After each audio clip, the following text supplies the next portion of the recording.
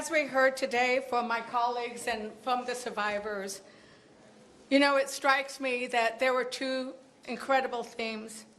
One is that the courage and the persistence of the survivors to expose the horror of the sexual crimes and abuses that happened during the Epstein ring was not only to decry the idea that women can be used, abused, and then discarded. It wasn't only to talk about that pain that I think Americans feel when we see this and why this has rung such a tune. Because we don't want that to happen to ourselves. Even though 1 in 4 women suffers sexual assault, we don't want it to happen to our children, to our sister, to our wives.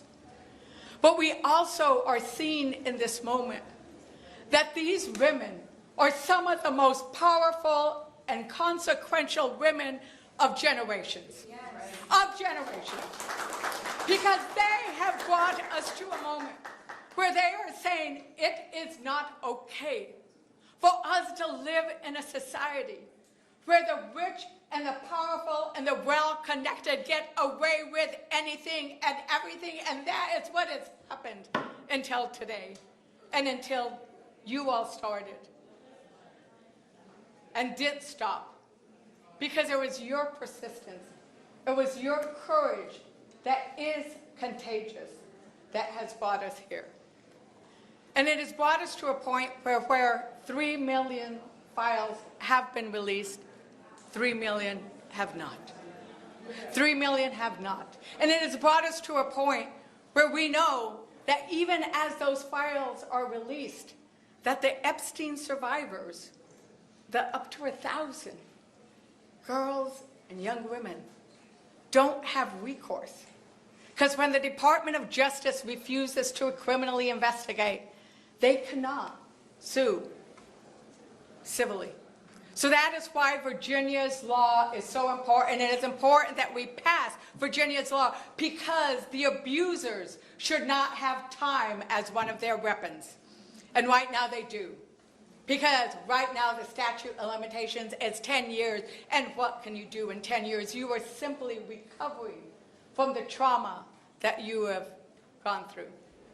And so that is why we are hoping that everybody, and that it is a bipartisan effort to pass Virginia's law, not only to honor your sister and your sister, but to honor all the women and men and boys and girls that get abused.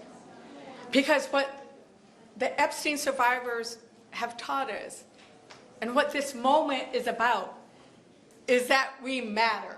Yes. That we matter. That people who are not powerful matter. That, as Liz said, we the people is not we the powerful. That we the people in this moment is what this Constitution was made for. This Constitution that we are celebrating was made for this moment, where we will say no. It is not okay to always favor the rich and powerful and well-connected, but it is important that we stand up for those who are scared and vulnerable and weakened and preyed upon. Whether that is because you're hungry or you need health care or you need protection or you need somebody to be investigated criminally, which I think we need to have a whole lot more of that happening. And with that, I just want to thank the Epstein survivors and tell you that our votes are with you, and we will always be with you. As chair of the Democratic Women's Caucus, I thank you for coming today. And we have a little bit of time. I don't know how much time we have before. We don't have any time, because we have to go vote. Is that right? We're all going to just go vote. Votes have been called. So thank you so very much.